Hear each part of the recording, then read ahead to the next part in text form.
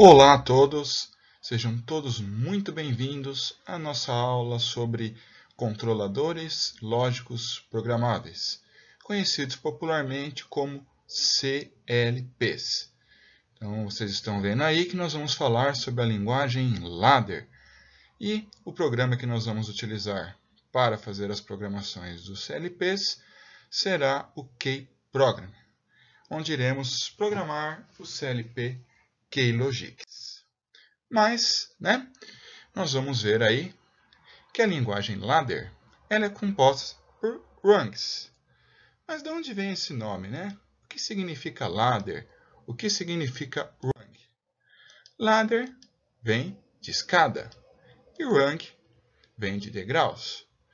Esse nome se deu à característica da linguagem ladder ser parecida com uma escada, onde a gente pode observar aí a característica da programação, aonde essas laterais verticais representam como se fossem a base da escada e essas linhas que nós temos horizontais, que são as lógicas, representam para nós os degraus da escada. Tá? Sempre nós temos aí do lado esquerdo representadas as entradas.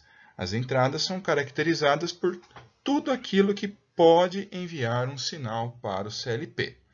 E do lado direito, nós temos as saídas, também chamadas de bobinas. É tudo aquilo que o CLP vai acionar. Um relé, um motor, uma lâmpada, qualquer carga que ele vá acionar. Tá? Sempre o fluxo do sinal vai ser da esquerda para a direita. Então, é como se nós tivéssemos os elétrons sendo liberados aí do lado esquerdo da nossa tela e com o objetivo de chegar ao lado direito. E eles chegarão para acionar as bobinas, dependendo de determinadas condições que nós tivermos na nossa programação. Tá? Cada lógica que nós fazemos dentro do Kprogram, que é o software de programação da Keylogix, vai acionar para nós uma bobina, como a gente pode observar. Então, nós temos aí no nosso exemplo 4 lógicas, e nós estamos acionando 4 bobinas, chamadas de Q0.0, Q0.1, Q0.2 e Q0.3. Esses nomes que nós estamos vendo tanto nas entradas, que são os contatos, quanto nas bobinas, nós vamos ver um pouquinho mais para frente o porquê que eles são assim. Tá? Então, cada lógica, voltando ao nome da linguagem, seria uma rung, seria um degrau. E nós montamos, como já foi dito anteriormente, uma única lógica por rung. Tá? E aí, nós chegamos na parte que são os endereçamentos de I/O. Este I/O, que nós lemos como I/O no inglês, representam I, input, são as entradas do CLP, e O, as outputs, que são as saídas do nosso CLP. Tá? Então, tudo que for entrada, nós chamamos de inputs, e tudo que forem as saídas, nós chamamos de output. Nós podemos endereçar as nossas entradas de duas maneiras, tá? Ou através de bytes, ou através de words. As saídas, a mesma coisa. Então, nós podemos ver na parte de baixo aí, que nós temos a opção ibyte.bit ou iword.bit. Quando nós utilizamos byte e quando nós utilizamos o word. Aí depende da situação. Tá? O byte ele é um endereço de memória onde o CLP vai reservar ali 8 bits para a gente trabalhar com aquelas informações. Tá? Enquanto a word representa 2 bytes, ou seja, 16 bits. Quando nós vamos trabalhar com entradas e saídas digitais, normalmente nós utilizamos o byte, tá? Que é um conjunto de 8 bits. Então, nós vamos colocar o endereço sempre da seguinte forma. E o número do byte, ponto, e qual é o bit que nós vamos estar utilizando dentro daquele byte. Lembrando que um byte tem 8 bits, então nós podemos ter bits desde 0 até 7. 0, 1, 2, 3, 4, 5, 6, 7. Tá? De 0 a 7 nos dá os 8 bits possíveis que nós temos dentro de um byte. Tá bom? Então, cada byte que nós utilizarmos, dentro dele nós vamos ter que identificar qual é o bit que nós vamos estar utilizando. Mesma coisa vale para a saída. Tá?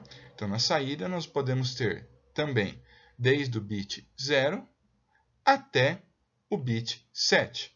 Logicamente, né, dependendo do número de saídas que nós vamos ter no nosso CLP. Aqui nós temos um exemplo.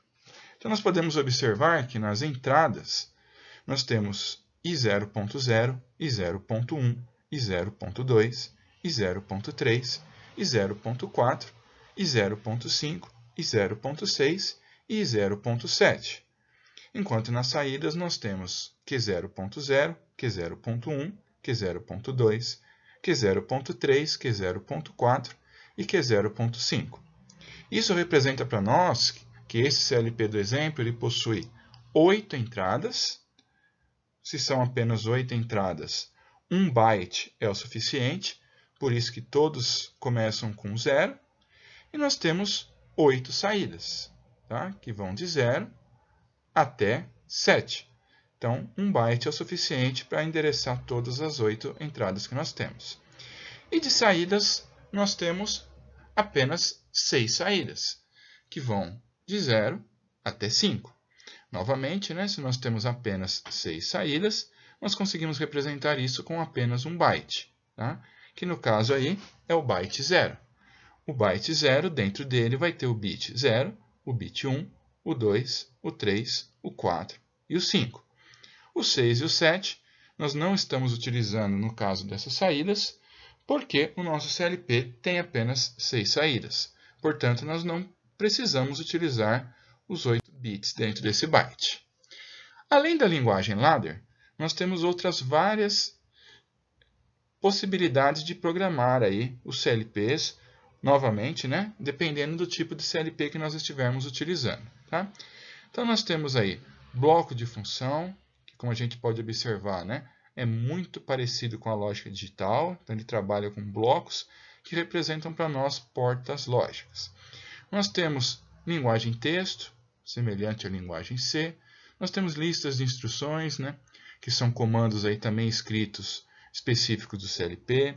Temos comandos sequenciais, né, parecido aí com organograma, onde ele vai tomando decisões, sim ou não, né, o que fazer em cada situação.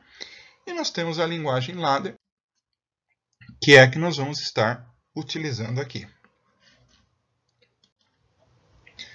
A linguagem ladder, ela é uma linguagem que ela foi feita por e para eletricistas, por se tratar de uma linguagem extremamente simples e muito parecida com a linguagem de comandos elétricos. Tá?